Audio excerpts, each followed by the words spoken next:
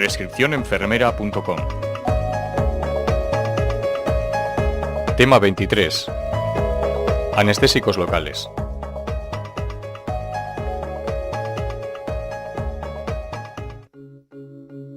La propiedad de una sustancia de inducir un efecto anestésico se descubrió de forma casual al observar que tras el consumo de cocaína en los indígenas se producía un adormecimiento de la lengua. A partir de ahí se aisló la cocaína y de ella el resto de anestésicos locales actuales.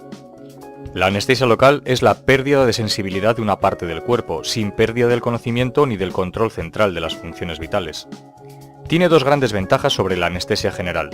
Se evitan las anomalías fisiológicas producidas con una anestesia general y pueden modificar de manera beneficiosa las reacciones neurofisiológicas al estrés y el dolor. Para minimizar el peligro de las reacciones adversas, es necesario elegir cuidadosamente el anestésico y la vía de administración. Básicamente, todos los anestésicos locales están compuestos de una parte hidrófila y otra hidrófoba, unidas por un enlace tipo éster o amida. Así se clasifican en tipo éster la cocaína, procaína, tetracaína y benzocaína, y tipo amida, lidocaína, mepivacaína, bupivacaína, etidocaína, prilocarpina y ropivacaína. Un anestésico local puede actuar sobre cualquier fibra nerviosa, o más concretamente sobre cualquier estructura excitable del organismo, por lo que puede producir parálisis tanto sensorial como motora. Bloquean de manera reversible la conducción nerviosa en cualquier parte del sistema nervioso en el que se apliquen. Los anestésicos locales actúan sobre los canales de sodio voltaje dependientes. Su interacción origina un bloqueo en la despolarización y en la conducción nerviosa. En dosis elevadas pueden interaccionar con los canales de potasio, pero el efecto anestésico no depende de este bloqueo. El bloqueo de los canales de sodio voltaje dependientes parece que es debido a la interacción del anestésico con uno o varios lugares específicos que se encuentran en el interior del canal, por lo que el anestésico debe penetrar para ejercer su acción. Para ello, el canal ha de encontrarse abierto. Así, cuando la frecuencia de estimulación es alta, hay mayor posibilidad de acceder a estos lugares de acción. En general, se acepta que las fibras amielínicas y cortas son más sensibles a la acción anestésica que las mielínicas y largas. Esto determina que las fibras nerviosas sensitivas, especialmente las transmisoras de la señal dolorosa, son más fáciles de bloquear, siendo las fibras motoras las más difíciles. Así, tras la administración de un anestésico local se pierde en primer lugar la sensación dolorosa, posteriormente las sensaciones de frío, calor, tacto y presión profunda y por último, la acción motora. Este esquema puede variar de una persona a otra, pero sirve para valorar la instauración del efecto. Además de estos efectos, los efectos de los anestésicos locales tienen lugar en el sistema nervioso central, presentando un efecto doble y contrapuesto. Cuando comienzan a alcanzar concentraciones en el sistema nervioso central, aparece un efecto de estimulación, con inquietud y temblor, pudiendo llegar a producir cuadros convulsivos, pero según aumenta la concentración, el efecto se transforma progresivamente en un cuadro de depresión que puede producir la muerte por depresión del centro respiratorio. Estos efectos se explican por los diferentes tipos de neuronas bloqueadas en cada momento. Así, en una primera fase bloquearían las neuronas inhibitorias, por lo que se produce el efecto estimulante.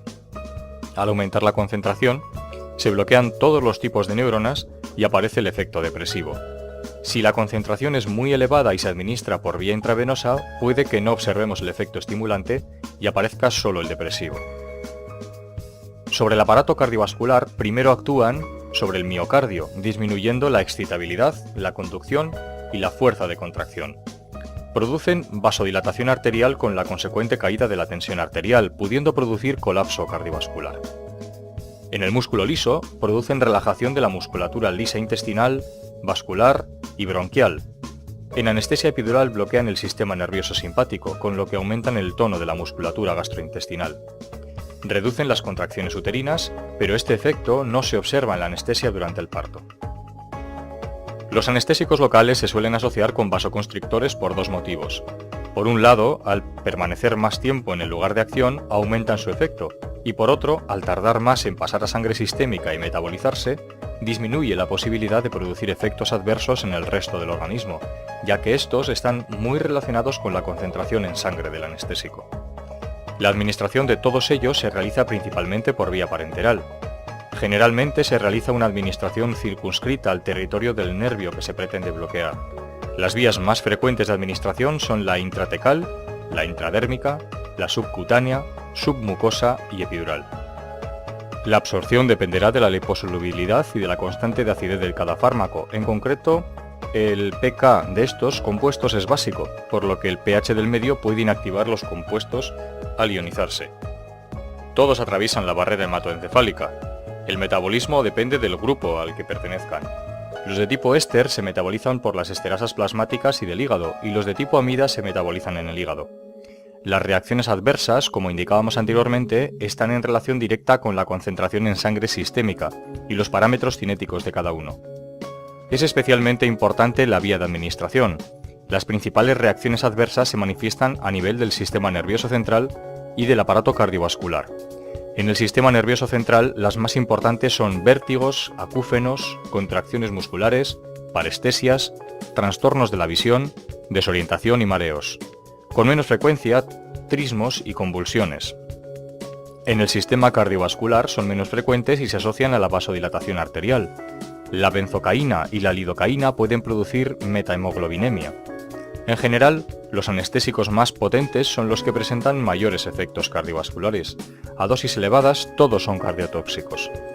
La bupivacaína presenta mayor toxicidad y produce bloqueo acumulativo, que puede explicarse por el efecto central, pudiendo inducir taquicardia y fibrilación ventricular. Son raros los individuos hipersensibles a los anestésicos locales. En caso de aparición de hipersensibilidad, esta se manifiesta como dermatitis alérgica o crisis asmática característica. Parece que la hipersensibilidad ocurre de manera exclusiva con los anestésicos tipo éster. En ocasiones, el vasoconstrictor puede producir también reacciones de hipersensibilidad. La aplicación de los anestésicos locales puede llevarse a cabo de distintas maneras. Anestesia tópica. Para anestesia de boca, nariz, garganta, árbol traqueobronquial, esófago y vías urinarias. Suele usarse tetracaína, lidocaína y cocaína. Esta última produce broncoconstricción. El efecto anestésico máximo aparece para cocaína y lidocaína a los 2-5 minutos y para tetracaína a los 3-8.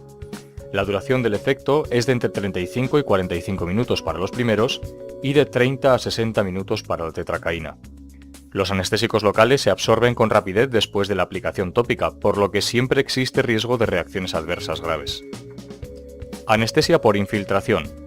Comprende la inyección directa del anestésico en los tejidos, sin tener en cuenta la trayectoria de los nervios cutáneos. Puede ser superficial e incluir solo la piel o más profunda e incluir, por ejemplo, órganos intraabdominales. Con la adición de adrenalina puede duplicarse la duración de la anestesia, pero no debe inyectarse adrenalina en tejidos que contengan arterias terminales, como los dedos o el pene, porque pueden producir gangrena. Los más usados para esta anestesia son lidocaína, procaína y bupivacaína.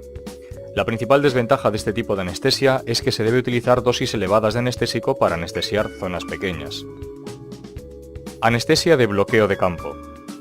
Consiste en inyectar el anestésico de manera tal que se anestesia la región distal al punto de inyección, por ejemplo, extremidades inferiores o antebrazo. Los anestésicos más comúnmente usados son los mismos que en el caso anterior. La ventaja es que las dosis necesarias son menores y se consigue anestesiar mayor superficie, pero precisa un conocimiento muy preciso de neuroanatomía. Anestesia de bloqueo nervioso. Es la inyección del anestésico dentro de los nervios o plexos nerviosos, con lo que se consigue una zona mayor de anestesia y en algunos casos relajación motora. Los anestésicos locales nunca se inyectan de manera intencional en el nervio, puesto que la maniobra es dolorosa y puede lesionar el mismo. Se inyectan lo más cerca posible del nervio para que difundan hacia él. La velocidad de difusión dependerá de la concentración del fármaco y características farmacocinéticas. Así, el inicio de la acción con la lidocaína aparece a los 3 minutos, mientras que con la bupivacaína es a los 15. La duración de la anestesia de bloqueo del nervio también es variable según sus características farmacocinéticas. En función de esto, los anestésicos se clasifican en acción breve, de 20 a 45 minutos, como la procaína, acción intermedia, como es el caso de la lidocaína y mepivacaína, de 60 a 120 minutos, y acción prolongada, como la bupivacaína, ropivacaína y tetracaína, de 400 a 450 minutos. Anestesia raquídea. Ocurre tras la inyección del anestésico en el líquido cefalorraquídeo del espacio lumbar. Los fármacos más usados para anestesia raquídea son la lidocaína, tetracaína y bupivacaína. La elección del anestésico depende de lo que desea que dure la anestesia. En general se utiliza lidocaína para procedimientos breves, bupivacaína para los intermedios y tetracaína para los prolongados. La altura del bloqueo depende, entre otros factores, de la cantidad y volumen de fármaco inyectado. Otros factores como la rapidez de inyección y la posición del paciente también pueden influir. En ocasiones, los anestésicos para anestesia raquídea se asocian con adrenalina para prolongar la acción. En cuanto a las complicaciones de la anestesia raquídea, las más frecuentes son las derivadas del procedimiento de punción.